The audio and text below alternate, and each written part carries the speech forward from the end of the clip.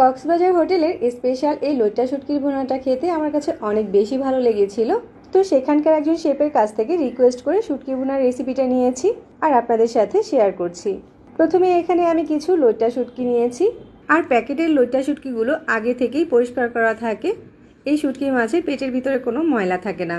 আর যারা শুটকির ব্যাড স্মেলের কারণে খেতে পারছেন না, তারা প্যাকেটের শুটকিটা খেয়ে দেখতে পারেন, এটাতে কোনো রকম ব্যাড স্মেল থাকে না। এবার এই শুটকি মাছগুলোকে কেটে ছোট ছোট টুকরো করে নিচ্ছি।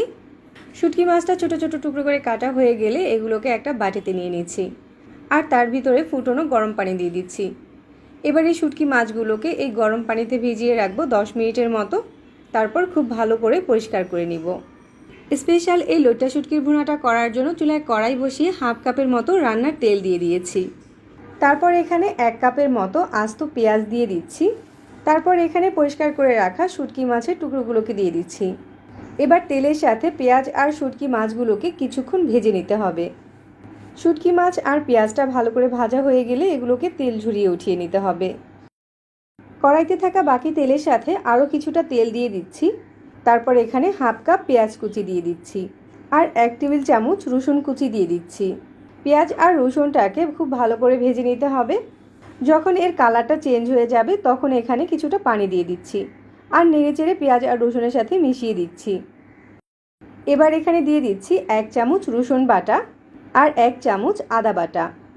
আদা আর রসুনটাকেও কাঁচা ঘ্রাণ চলে যাওয়া পর্যন্ত ভেজে নিতে হবে। তারপর এখানে পরিমাণ মতো লবণ দিয়ে দিচ্ছি। 1 চামচ দিচ্ছি ধনিয়ার গুঁড়া, আর 1 চামচ দিচ্ছি জিরার গুঁড়া, 1 চামচ দিচ্ছি হলুদ গুঁড়া, আর 2 চামচ দিচ্ছি মরিচ গুঁড়া। শুটকি কিন্তু একটু ঝাল ঝাল খেতেই বেশি ভালো লাগে। মশলাটাকে খুব ভালো করে কষিয়ে নিয়েছি। তারপর এখানে 1টার মতো টমেটো কুচি দিয়ে দিচ্ছি। টমেটোটাকে নেড়েচেড়ে মশলার সাথে মিশিয়ে দিচ্ছি। টমেটোটা যতক্ষণ না পর্যন্ত গলে মশলার সাথে মিশে যাচ্ছে ততক্ষণ পর্যন্ত কষিয়ে নিতে হবে। মশলাটা যত ভালো করে কষানো হবে শুটকির টেস্টটা অতই বেশি ভালো আসবে। তো এখানে মশলাটা খুব ভালো করে কষানো হয়ে গিয়েছে।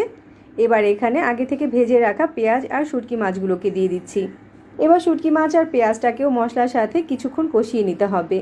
শুটকি ভুনার কাজটা একটু ধৈর্য সহকারে করবেন, এতে করে শুটকি ভুনাটা খেতে ভালো লাগবে। তো মশলার সাথে পেঁয়াজ আর শুটকি মাছগুলোকে খুব ভালো করে কষিয়ে নিয়েছি। এবার এখানে পানি দিয়ে দিলাম। খুব বেশি পানি দেইনি, 1 কাপের মতো দিয়েছি। আর পেঁয়াজ আর শুটকি মাছগুলো আগেই ভাজা ছিল, তাই রান্না হতে খুব বেশি সময় লাগবে না। এখন শুধু নেড়েচেড়ে পানিটাকে রানিয়ে নিতে হবে। মিডিয়াম আঁচে শুটকি মাছগুলোকে রান্না করে নিচ্ছি। কিছুক্ষণ নেড়েচেড়ে রান্না করার পরেই দেখা যাবে শুটকি ভুনা থেকে পানিটা টেনে গিয়েছে। এই পর্যায়ে চাইলে ঝোলটাকে আরও কিছুটা টানিয়ে নিতে পারেন, আবার চাইলে এরকম ভেজা ভেজাও রাখতে পারেন।